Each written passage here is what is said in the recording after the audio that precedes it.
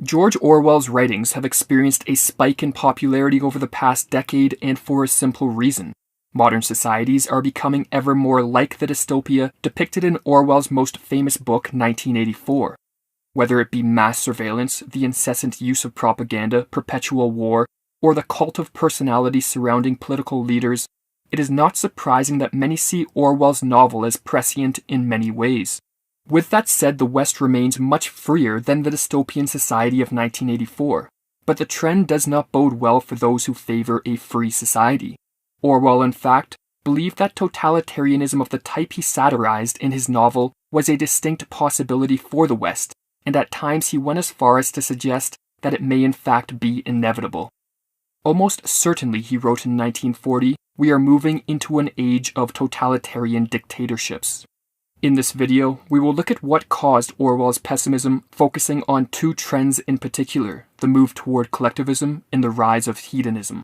Collectivism is a doctrine or set of ideologies in which the goals of a certain collective, such as a state, a nation, or a society, are given precedence over the goals of individuals. Socialism, communism, nationalism, and fascism are all collectivist ideologies. Orwell believed that a precondition for the rise of totalitarianism was the emergence of a collectivist social structure, as this permits the centralization of power needed to exert total societal control.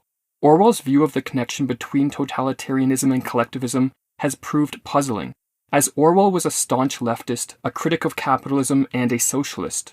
How could someone who favored socialism, a collectivist ideology, at the same time write a dystopian novel which portrays a collectivist society in such a horrific manner? To understand his position, it must first be realized that Orwell did not consider capitalism to be a viable system. It is not certain that socialism is in all ways superior to capitalism, he wrote, but it is certain that, unlike capitalism, it can solve the problems of production and consumption. Capitalism was such an inadequate system in Orwell's mind that, like many leftists of his day, he believed that it was on its deathbed and would soon be replaced by some form of collectivism. He saw this as inevitable. The issue for Orwell was what type of collectivism would take its place. The real question, he wrote, is whether capitalism, now obviously doomed, is to give way to oligarchy, totalitarianism, or to true democracy, democratic socialism. Following the impending death of capitalism, Orwell hoped that democratic socialism would be adopted in the West.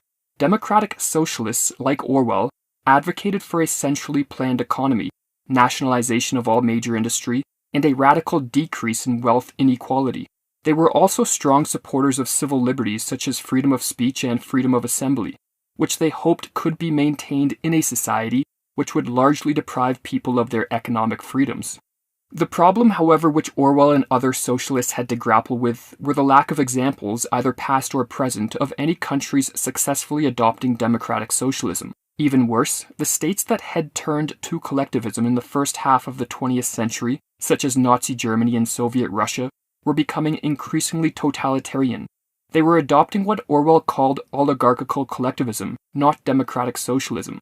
Oligarchical collectivism is a system in which an elite few, under the guise of a certain collectivist ideology, centralize power using force and deception. Once in power, these oligarchs crush not only the economic freedoms of their citizens, a move which socialists like Orwell favored, but also their civil liberties. Orwell was concerned that following the death of capitalism, the entire Western world would perhaps succumb to oligarchical collectivism. This fear was in part due to his perception that hedonism was on the rise in Western societies. Hedonism is an ethical position that maintains that life's ultimate goal should be the maximization of pleasure and the minimization of pain and discomfort. In an increasingly urban and consumerist West, Orwell believed that many people were structuring their lives in a hedonistic manner, and this did not bode well for the freedom of Western civilization. A hedonistic lifestyle, according to Orwell, weakens people. It makes them feeble and incapable of mounting any resistance to fanatical ideologues who desire to rule over society. This fear of Orwell's has proven unfounded up to this point. While the West, since his death in 1950, has in many respects become more hedonistic, this has not led to totalitarian dictators taking over control. Rather, Aldous Huxley, the author of another famous 20th century dystopian novel, Brave New World, may have had a better grasp of the way Western societies would become enslaved in the late 20th and early 21st centuries. Huxley, like Orwell, was an anti-hedonist, but his aversion to hedonism differed from Orwell's.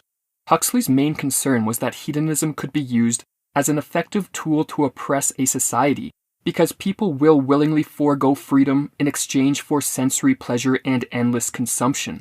If a society can be structured so that people can devote much of their time to pursuing pleasures, gratifying material wants, and even drugging themselves to escape from reality, then persuasion and conditioning, rather than physical coercion, will be sufficient to exert extreme control over a society.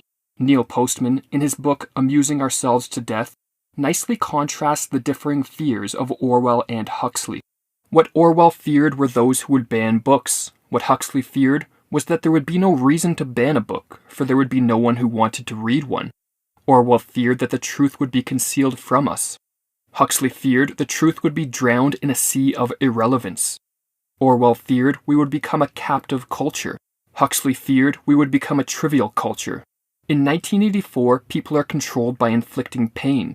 In Brave New World, they are controlled by inflicting pleasure. In short, Orwell feared that what we fear will ruin us. Huxley feared that what we desire will ruin us. The West, it seems, finds itself in a situation somewhat analogous to what Huxley feared. For like the proverbial frog in boiling water, citizens in the West accept greater and greater intrusions into their freedoms and with little resistance. The overt physical coercion that Orwell thought would be required to enslave a society has so far proved unnecessary. Before dismissing Orwell's fears completely, however, it must be noted that Orwell was familiar with Huxley's position, and he did not deny that the hedonistic society Huxley feared was a possibility. But he saw it as a temporary stage, creating the ideal conditions for a more brutal regime to seize control and impose its will on society. Whether Orwell will be proven correct in the end remains to be seen. Yet, as was pointed out, Orwell did not believe the totalitarianism which he feared could emerge in a society without it first becoming collectivist. So perhaps what has prevented his fears from coming true thus far is that capitalism did not die as he believed it would, and collectivism has yet to emerge fully formed in the West.